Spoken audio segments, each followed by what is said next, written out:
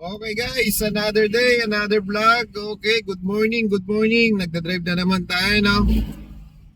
Eto guys, ang vlog natin ay tungkol sa ano ba yung mga chine-check daw. O yan, ang maraming tanong sa akin. Ano ba daw yung dapat chine-check sa e-bike bago gamitin? Okay, bibigay tayo ng mga tips, ano? Sa mga may e-bike dyan, ito yung para sa inyo. Mga simple tips lang, pero mapapakinabangan nyo, malaking bagay na pakinabang na guys. Okay. Ano ba yung mga chine-check sa e-bike bago gamitin? Usually kapag medyo may edad na yung e-bike natin, no? Okay? Okay. Unang-una guys, kailangan mo i-check ang charge battery. Ibig sabihin nun, yung charge ng battery mo. Kasi usually kapag ginagamit mo yan, hindi lang siguro ikaw ang gumagamit, pinapagamit mo, charge and go, charge and go. Oh, yaon. Tingnan mo kung ilang bars. Tingnan mo lagi kung battery mo is full charge o hindi.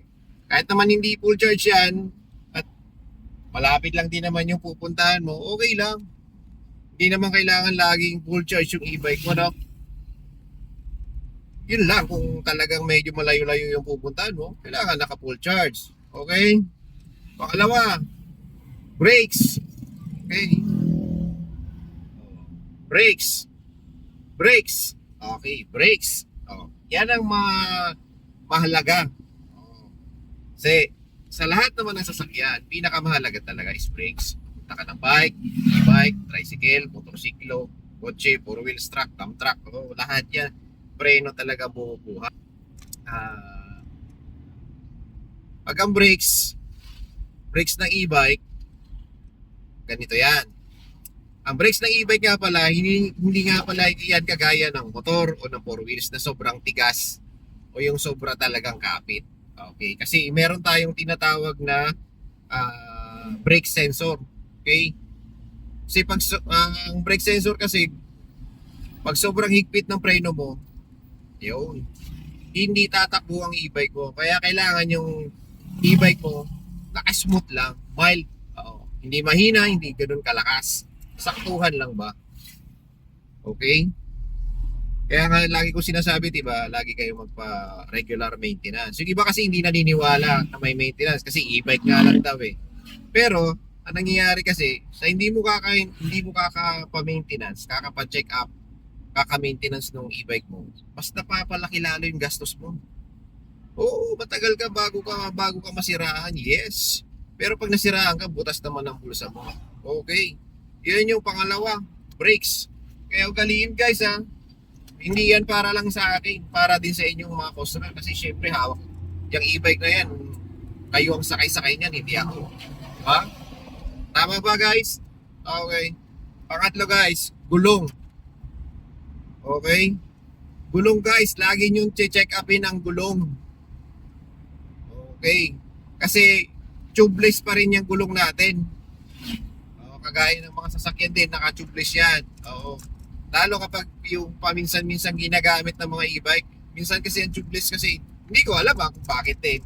Pero in my experience kasi, yung mas lalo yung mga once a week lang ginagamit, 2 times a week, mga ganon, mabilis lumambot yung gulong. Hindi ko rin alam kung bakit siguro, pero yung mga regular na ginagamit pang araw-araw, tingnan mo, maganda ng gulong. Okay, lagi nyo i-check yan.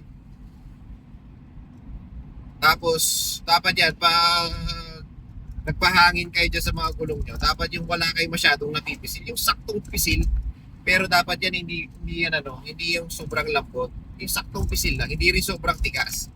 Sakto lang, yung may napipisil kayo na konti, yun yung batayan ko guys pag wala akong pang sukat. Okay, yun yung ginagawa ko. Okay. At ang pinakamahalaga sa lahat, panghuling tips, ang pinakamahalaga sa lahat, kailangan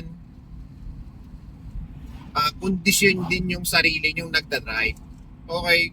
Bakit mahalaga yon? Yung panghuli kong sinabi, kondisyon ng sarili nyo sa pagda-drive ng e-bike. Okay? Kasi yan yung dapat yung chine-check. Kasi sobrang init ngayon ng panahon guys, hindi sa buong Pilipinas yata, kahit sa ibang lugar yata, ganyan. Sobrang init. Okay? Kaya sa sobrang init, minsan hindi natin kagustuhan, di ba? nasa gitna ka ng daan, ang bagal-bagal ng anong takbo mo, pataktakan pa ng init. Kaya yun yung sinasabi ko guys na pinaka-importante, dapat rin, kondisyon din yung katawan mo habang nagdadrive ka ng e-bike sa daan. Okay? Hindi lang yung e-bike ang kinukondisyon doon. Chine-check. Chine-check mo rin dapat yung sarili mo kasi ikaw yung magdadala. Ikaw yung magdadrive ng e-bike. Okay? Kung mayroon ka bang nararamdaman, magpa-drive ka na lang. Ganun ba? Kahit sa naman yan eh. 4 wheels man yung hinahawakan mo, motorsiklo. Kung meron kang problema, huwag ka na mag-drive. Pasa mo sa iba, pag-drive ka na lang nila. Ganun. Para safe lang lahat, no? Okay guys, wala akong ibang yun lang, simple tips lang yun guys ha. Okay, pero yun, malaki pakinabang nun. Malaking tulong para sa ating mga nag-i-e-bike. Okay guys, shoutout nga pala sa mga nag-i-e-bike dyan. Okay, mabuhay kayo lahat. Okay, ride safe, power, peace out. Okay, power, ops, pahabol. Sa mga hindi pa pala nakasubscribe dyan, like, share, and subscribe. Okay, bye-bye.